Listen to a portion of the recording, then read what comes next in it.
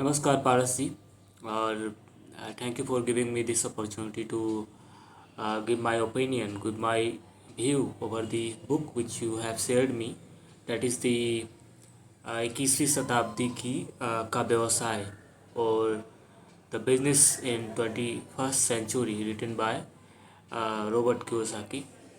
And yes, this book is very fantastic because being an engineer, I was not much aware with the business terms and business world. But after reading this book, I got the intuition, got the idea about business and business world and different related terminologies.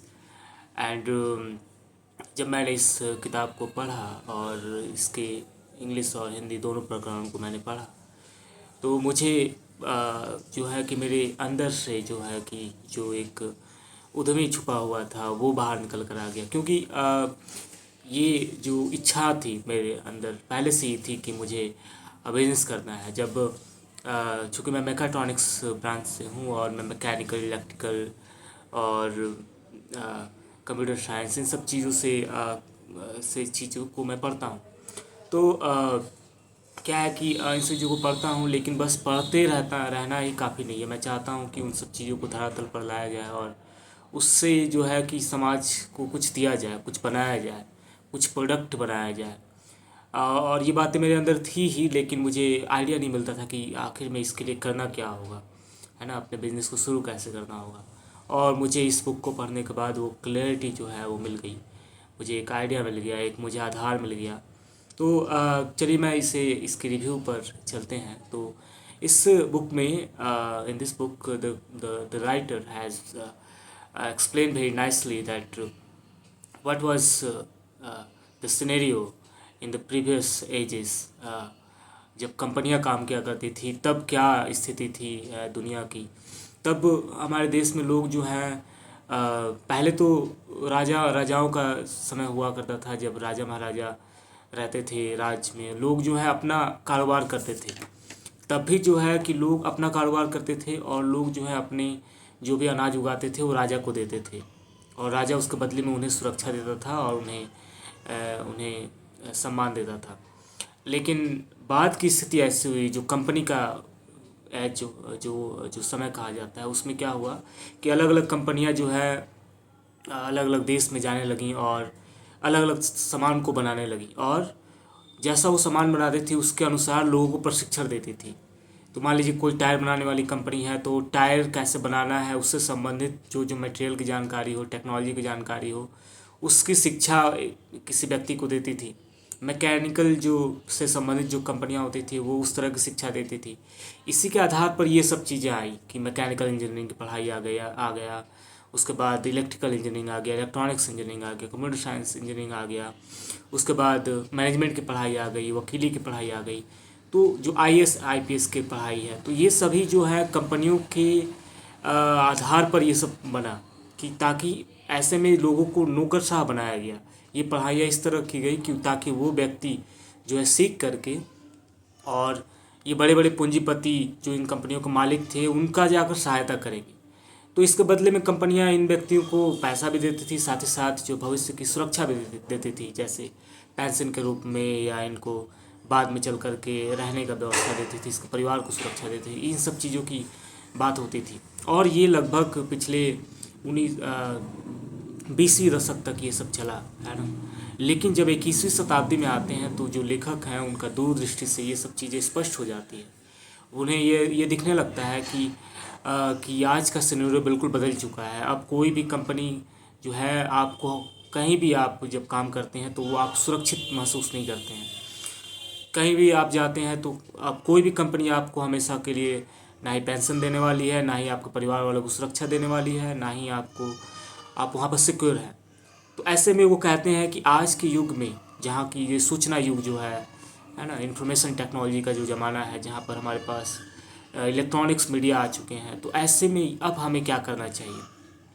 तो उन्होंने बहुत ही सुंदर ढंग से इन सब बातों को clear किया है कि हम ये आज पहले क्या था, आज की सिनेरियो क्या है। उन्होंने ये बात बताया कि इनकम सोर्स कितने तरह के होते हैं, जो हम आमदनी कमाते हैं उससे कितने तरह के होते हैं। इस बात को बहुत ही सुंदर ढंग से उन्होंने समझाया है कि इनकम सोर्स 4 तरह के होते हैं। तो 4 तरह के इनकम सोर्स का मतलब हुआ कि एक हुआ कि एम्प्लॉई जो होते हैं, जो कर्मचारी कहलाते हैं, तो वो किसी न किसी कंपनी में काम करते हैं, वो कर्मचारी हुए। दूसरा तरह का जो भाग दिया है वो है सेल्फ एम्प्लॉय, जो खुद के लिए कारोबार करते हैं, वो। तीसरा तरह का भाग है वो है कि व्यवसायी, जो व्यवसाय चलाते हैं, व्यवसाय करते हैं। और लास्ट वाला जो है, जो इन्वेस्टर कहलाते हैं, जो पैसा लगाते हैं कहीं। तो इस तरह से उन्होंने 4 भागों में बांटा है। और उन्होंने ये बात को काफ़ी स्पष्टता से और दृढ़ता से कहा है कि आप ये बात को क्लियर कीजिए कि आप किस भाग में हो, है ना। आप अगर एम्प्लॉई हो, या आप सेल्फ एम्प्लॉय हो, या आप एक बिजनेस ओनर हो, या आप इन्वेस्टर हो, इसे क्लियर कीजिए। और इसके लिए उन्होंने इस बात को बताया भी है कि भाई बिजनेस जो एम्प्लॉय है कौन। तो एम्प्लॉय वो वह व्यक्ति होता है, इन्होंने बताया है बहुत अच्छी तरह से कि एम्प्लॉय वह व्यक्ति होता है जो जो जो शिक्षा लेता है ना, और वो कंपनियों के हिसाब से शिक्षा लेता है, और वो पूरी तरह से किसी संस्थान या किसी कंपनी या किसी संस्थान होता है उसके ऊपर निर्भर रहता है। तो ऐसे में क्या है कि, तो इन्होंने स्पष्ट किया है कि जब हम कंपनी के लिए काम करते हैं तो एक्चुअली क्या होता है कि हम कंपनी के ज़रूरत के अनुसार अपनी स्किल को डेवलप किए रहते हैं, पढ़ाई किए रहते हैं। जैसे मान लीजिए कि मैकेनिकल इंजीनियरिंग है, तो मैकेनिकल इंजीनियरिंग की पढ़ाई करके किसी कंपनी में काम कर रहा है। ऐसे में क्या है ऐसे में क्या है कि आप जो है कि पूरी तरह से उस कंपनी पर निर्भर रहते हैं, और आपको भय हमेशा बना रहता है कि अगर वो कंपनी आपको निकाल दे तो क्या होगा, और उस कंपनी के लिए आप रात दिन लगे रहते हैं, है ना। आप उसके नियम कानून से बंधे रहते हैं, आप एक ही काम को रोज रोज करते रहते हैं। ऐसे में क्या है कि आप शुरुआत में आप बहुत मेहनत करके अगर कंपनी को पा भी लेते हैं तो खुशी होती है, लेकिन जैसे ही आप उस काम को रोज रोज करने लगते हैं, एक ही तरह का एक नियम कानून में बंध जाते हैं, तो ये मनुष्य है ना, मनुष्य का मन है, और ये मन जो है ना स्वतंत्र होना चाहता है, मन जो है विस्तृत होना चाहता है। इसे आज जो है कि किसी तरह की परतंत्रता पसंद नहीं है, और यही कारण है कि वो व्यक्ति जो है फिर से आ, आ, काम नहीं करना चाहता है, उसे अच्छा नहीं लगता है वहाँ पर, ठीक है। और उसे हमेशा भय भी बना रहता है कि मैं कब ये निकाल देगा पता नहीं, है ना। तो ऐसे में वो फिर सोचने के लिए मजबूर हो जाता है, यार काश हमारा अपना कंपनी होता, काश अपना कारोबार होता तो कितना अच्छा होता, जब मन करता तब आते, जहाँ घूमने का मन होता घूमते, है ना। और इस तरह का बंधन नहीं होता, इस तरह का प्रेशर, डांट जो सुनने को मिलता है, जो गालियाँ सुनने को मिलती है, इस तरह का हर बार पैसा काट लिया, समय आपका ये कर लिया, तो बहुत सारी समस्याएं हैं। तो ऐसे में व्यक्ति जो है कि उसमें वो अच्छा अपने आप को सुरक्षित महसूस नहीं करता है। दूसरे कैटेगरी वाली जो बात बताते हैं वो बताते हैं कि जो सेल्फ एम्प्लॉय होता है, सेल्फ एम्प्लॉय का मतलब हुआ कि जैसे डॉक्टर हुआ, वकील हुआ, या कोई कोई स्किल्ड व्यक्ति हुआ, जैसे बिजली का काम कर रहा है, या है ना, दुकान खोला हुआ है और उसमें सिलाई कर रहा है। तो ऐसे व्यक्ति जो होते हैं वो हुनरमंद होते हैं, उनमें कलाएँ होती हैं, और ये लोग अपना कारोबार करते हैं, ठीक है। लेकिन इसमें भी इस बात की भय रहता है कि अगर मान लीजिए कोई सर्जरी करता हुआ डॉक्टर है और उसके हाथ में चोट लग गया, तो अब वो सर्जरी नहीं कर सकता है। ऐसे में उसके परिवार वाले जो हैं फिर से रोड में आ जाते हैं। मतलब ऐसा व्यक्ति जो पूरी तरह से अपने ऊपर निर्भर रहता है। तो सेल्फ एम्प्लॉय में जो होते हैं वो लोग में यही रहता है कि वो पूरी तरह से और अपने ऊपर निर्भर करते हैं, किसी विश्वास नहीं कर पाते हैं, किसी को ये अपना काम सौंप भी नहीं सकते हैं, और ऐसे में ये पूरी तरह से अपने ऊपर डिपेंड रहते हैं, और किसी भी तरह से ये कभी भी कमज़ोर पड़ जाए तो इसके परिवार वाले जो है रोड पर आ जाते हैं, क्योंकि है ना। इसी तरह से जो है कुछ दुकानदार भी अपने आप को समझते हैं कि मैं बिज़नेस कर रहा हूँ, लेकिन वास्तव में वो सेल्फ एम्प्लॉय होते हैं, क्योंकि अगर वो एक दिन के लिए भी दुकान छोड़ के चले जाते हैं, एक सप्ताह के लिए भी दुकान छोड़ के चले जाते हैं, तो उनका दुकान नहीं चलता है। ऐसे में वो रात दिन जो है उसी दुकान में लगे रहते हैं, और न उनके पास किसी रिश्तेदार से मिलने का समय होता है। वो सुबह 8 बजे से खोलते हैं, 10 बजे रात तक उसी दुकान में बैठे रहते हैं। उनका अपना जीवन में और कुछ रहता ही नहीं है, ऐसा लगता है कि, और वो मजबूर होते हैं क्योंकि वो वहाँ से जा भी नहीं सकते हैं। तो ऐसे में उन्होंने बहुत ही सुंदर ढंग से ये बताया कि सेल्फ एम्प्लॉय भी जो है ये जो हम कहते हैं कि मैं बिज़नेस कर रहा हूँ, लेकिन वास्तव में वो भी दुकान खोल करके, तो ये भी एक तरह का सेल्फ एम्प्लॉय है, वो भी अपना ही कारोबार की तरह है।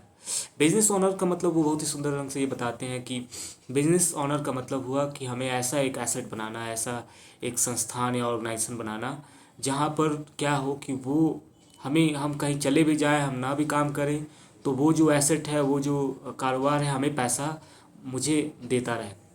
ऐसे में दो तरह की एसेट की बात करते हैं, दो तरह का व्यवसाय की बात करते हैं। एक है कि जो कि वस्तु निर्जीव पदार्थों पर निर्भर है, और एक है कि ह्यूमन ओरिएंटेड है ना। तो मनुष्य केंद्रित है। जैसे अब क्या है कि आप एक कंपनी बनाते हैं और उसमें 10 लोग हैं, और वो लोग जो है अपने आप को लगातार इम्प्रूव करते हैं, अपने आप पर काम करते हैं, तो क्या होता है कि आपका वास्तव में कंपनी जो है इम्प्रूव होता है, आपका जो है कारोबार बेहतर होता है। लेकिन ऐसा काम जहाँ पर लोग इन्वॉल्व नहीं है, तो क्या होता है कि वो जो निर्जीव पदार्थ है वो अपने आप को लगातार इम्प्रूव नहीं कर सकता है, वह बाहरी इन्वायरमेंट के कारण जितना बढ़ जाए उतना बढ़ जाए। तो ऐसे में वो जोड़ देते हैं कि अगर आप व्यवसाय करते हैं तो ह्यूमन सेंट्रिक हो, जो ह्यूमन लोगों पर आधारित जो कारोबार हो वो बेहतर होगा। उसके बाद इन्वेस्टर वाली जो बात है, उसमें तो हम अलग अलग कंपनियों में इन्वेस्ट करते हैं। तो ये तो जब हमारे पास धन होगा तभी हम इन्वेस्ट कर पाएंगे, हमारे पास एक बड़ा अमाउंट होगा तभी हम कर पाएंगे इन्वेस्ट। तो इस तरह से उन्होंने 4 भागों में बांट दिया है। और अब ये वो कहते हैं कि आप इस बात को ज़रूर जानने का प्रयास कीजिए आप कहाँ हैं। जैसे मैं समझता हूँ कि मैंने भी आज तक जो है कि बीटेक किया है, एमटेक किया है, एमटेक करने के बाद पीएचडी कर रहा हूँ, और पीएचडी करने के बाद मैं एक कॉलेज में पढ़ा रहा हूँ। तो अब मैं उस कॉलेज का, उस ऑर्गेनाइजेशन के नियमों कानून से मैं बंधा हूँ कि हाँ इतना बजे आना है, इतना बजे जाना है, ये काम करना है, ये करना है, वो करना है, या इतना बजे छुट्टी मिलेगी, इतना सब कुछ अब उसके अनुसार मुझे चलना है। रोज़ रोज़ रोज़ रोज़ मैं जा के मैं खुद बोर हो जाता हूँ कि अरे यार क्या रोज़ रोज़। फिर वहीं बचपना वाली बात हो गई कि रोज़ स्कूल जाना, रोज़ आना। फिर वहीं अब जो है कि पहले होता था कि पढ़ने जाते थे, अब पढ़ाने जाते हैं। ठीक है, तो फिर वही बोरिंग वाली ज़िंदगी हो गई है कि सुबह से लेकर के, है ना। तो मुझे लगता है कि मैं जो हूँ एक तरह का एम्प्लॉय ही हूँ, है ना, उस कंपनी का एक तरह का कर्मचारी हो गया हूँ, है ना। तो मैं उस क्वाड्रेंट में हूँ, है ना। अब लेकिन तो अब वो क्या कहते हैं कि आप पहले ये पता कीजिए कि आप हैं कहाँ, और आप इस सेल्फ एम्प्लॉय और एम्प्लॉय वाले भाग से निकल करके आप इन्वेस्टर में जाइए या बिजनेस ऑनर में जाइए, है ना। तब यही एक जगह है जहाँ पर आप जो है पूरी तरह से सुरक्षित महसूस करते हैं, पूरी तरह से जो है कि आप जीवन को, वास्तव में जिस जीवन के मूल्य को आप समझ पाते हैं, है ना। क्योंकि केवल पैसा ही कमाना तो इस जीवन का मूल्य है नहीं, है ना। और भी बहुत कुछ है, ताकि आप, अगर आप ऐसा कुछ ऑर्गेनाइजेशन बना लेते हैं, एक ऐसा अपना एसेट बना लेते हैं, कंपनी बना लेते हैं जो आपके लिए लगातार पैसा बनाते रहे, तो फिर आप समाज को समय दे पाते हैं, परिवार को समय दे पाते हैं, देश के लिए समय दे पाते हैं, अन्य अन्य पहलुओं को आप समझ सकते हैं, अपने मन के लिए आप समय दे पाते हैं, अपने मन को विकसित करने में, अपने मन को विस्तार करने में समय दे पाते हैं। लेकिन जब आप जीवन भर उसी तरह से उसमें बंधे रहते हैं तो ये बड़ा ही दुखद स्थिति है। और मानव, मैं समझता हूँ कि मानव केवल इतना करने के लिए नहीं बना है।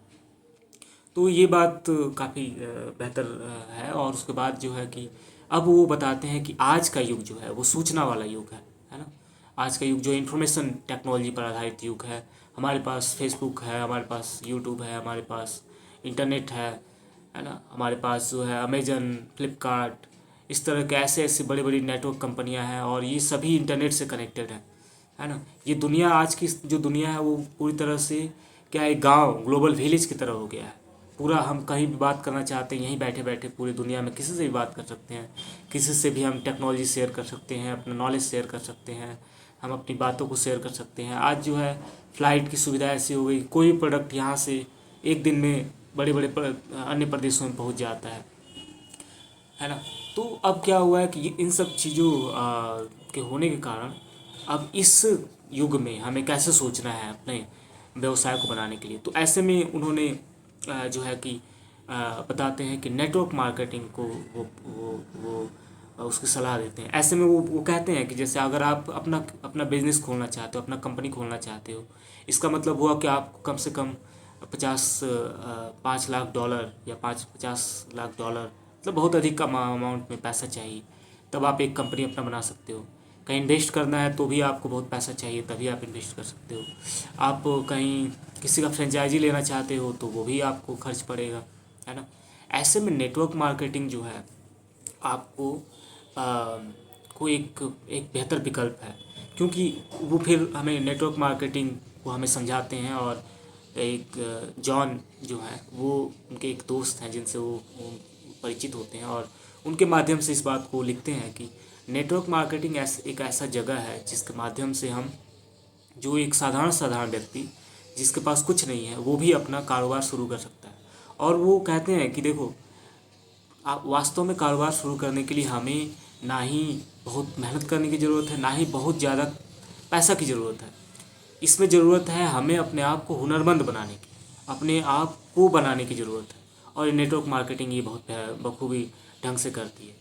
वो एक एग्जांपल देते हैं कि डोनाल्ड ट्रंप का एक एग्जांपल देते हैं, और वो कहते हैं कि डोनाल्ड ट्रंप जो है वो एक समय आता है कि अपने व्यवसाय में 9.2 अरब डॉलर का घाटा में चले जाते हैं। उनकी स्थिति ये होती है कि वो सामने एक जो भिखारी होता है, भिखारी भी उससे 9.2 अरब डॉलर क्या है, अमीर होता है, लेकिन वो तुरंत वहाँ से बैक होकर के फिर से अमीर बन जाते हैं। तो इस कहानी से ये कहना चाहते हैं कि देखो, वो कितने बड़े घाटा में चले गए थे लेकिन फिर से वापस अरबपति बन गए। क्यों? क्योंकि वास्तव में पैसा होने की ज़रूरत नहीं है, अपने आप को बदलने की ज़रूरत है। तो अपने आप को बदलने के लिए क्या करना पड़ेगा, तो इसके लिए वो कई टिप्स बताते हैं कि अपने आप के लिए हमें अपने पर्सनालिटी पर कार्य करना पड़ेगा, अपने कम्युनिकेशन पर कार्य करना पड़ेगा, अपने जो है एक लीडरशिप को अपने अंदर से में जगाना होगा। हमें अपने अंदर जो है कि जो भय वाली बात है वो निकालनी होगी, है ना। हमें अपने आत्मविश्वास को जगाना होगा। हमें जो अस्वीकृति है, या हमें जब कोई भी काम कर रहे हैं और लोग जो है उसको रिजेक्ट कर दे रहे हैं, तो उसे हमें झेलने का और उससे ऊपर उठने की कला को सीखनी होगी। इस तरह से कई पॉइंट्स को बताते हैं जो कि काफ़ी सराहनीय है। और फिर वो ये बताते हैं कि नेटवर्क मार्केटिंग ये सब कुछ करना सिखाती है ना। ये ऐसा नेटवर्क मार्केटिंग ऐसा जगह है जहाँ हम कमाते कमाते सीखते हैं, वो सीखते हैं। और हम व्यक्ति को ये कोई भी कंपनी होती है वो हर तरह से ट्रेन करती है, और ये ऐसे व्यक्ति जो होते हैं ये आगे चल करके अगर अपना कारोबार भी करते हैं तो ये निश्चित ही सफल होते हैं। तो इस तरह से जो है कि लेखक बहुत सुंदर ढंग से इन सब चीज़ों को बताते हैं, और अंततः वो जो है अलग अलग तरह की संपत्तियों के बारे में बात करते हैं, है ना। तो जैसे नेटवर्क की भी एक तरह, नेटवर्क बनाना एक तरह की संपत्ति है। उसके बाद हमारे फ्रेंड कैसे होने चाहिए, ये भी एक हमारी संपत्ति है। हमारा जो है लीडरशिप क्वालिटी कैसी होनी चाहिए, ये भी हमारी एक संपत्ति है। हमारा नेटवर्क जो है वो कैसा, हमारे फ्रेंड कैसे, अच्छा हमारा नेटवर्क जो है वो कैसे होना चाहिए। हमारा जो मल्टी लेवल बहुस्तरीय जो हम कार्य कर रहे हैं वो किस तरह से होना चाहिए, है ना। हमें जो है कि हमारे जो हमारे सपने कैसे होने चाहिए। जैसे कुछ लोग उदाहरण के लिए बताते हैं कि कुछ लोग जो है सपना जो है कि बस सपना पीछे की बातों को लेकर के सोचते रहते हैं, है ना। इस तरह का सपना देखते हैं। कुछ लोग होते हैं कि एक झूठी ख्वाहिशों में खोए रहते हैं, है ना। कुछ लोग होते हैं कि सपना देखते हैं लेकिन उसे रियलाइज़ नहीं कर पाते हैं, वास्तविक उसको रूप नहीं दे पाते हैं। कुछ लोग होते हैं सपना देखते हैं, उसको वास्तविक रूप देते हैं और फिर उससे भी बेहतर सपना देखते हैं। तो इस तरह से बहुत ही सुंदर ढंग से उन्होंने बताया कि सपना हमें देखना चाहिए। उन्होंने बताया कि किस तरह से हम अपने धन को प्रयोग करना है, किस तरह से हमें अपने धन को प्रयोग करना है, और हमें किस तरह से आगे बढ़ना है। और अंत में उन्होंने किस औरतों का क्या योगदान है वो उनकी पत्नी किम बताती हैं। तो इस तरह से ये कहानी जो है, ये जो लेख है बहुत ही सुंदर है। और मैंने जो है इसके आधार पर जो है कि मैंने खुद का एक अच्छा सा मैंने प्लानिंग किया है अपने रोबोटिक्स के क्षेत्र में। और आज इसके लिए मैं धन्यवाद देता हूँ कि आपने, और मैं समझता हूँ कि ईश्वर ने आपको मेरी सहायता करने के लिए भेजा है। और और धन्यवाद आपने इस बुक किताब को, क्योंकि मैं तो इसके बारे में कभी जानता नहीं। और आ, अगर क्योंकि मैं थोड़ा टेक्नोलॉजी के क्षेत्र में ज़्यादा लगा रहता था और उसी तरह किताबें पढ़ता रहता हूँ, और अध्यात्म किताबें पढ़ता रहता हूँ। बिज़नेस के बारे में कभी मैंने सोचा नहीं था। मुझे लगता था कि बिजनेस हो जाएगा। लेकिन हाँ, इसे भी सीखने की ज़रूरत है, और ये किताब काफ़ी अच्छा है और इसने मुझे बहुत तरह से सीख दिया। इसके लिए धन्यवाद। नमस्कार।